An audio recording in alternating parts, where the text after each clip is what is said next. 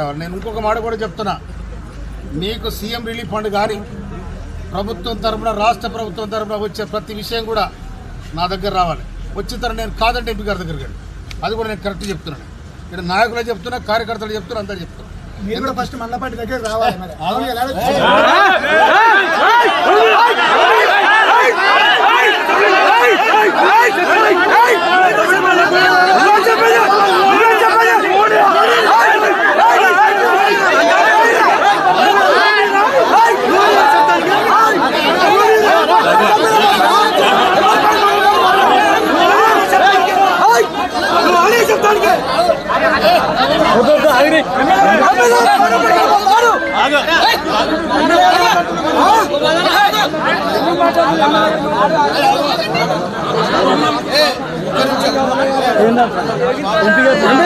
మడలు పట్టుకొని పోవాలంటే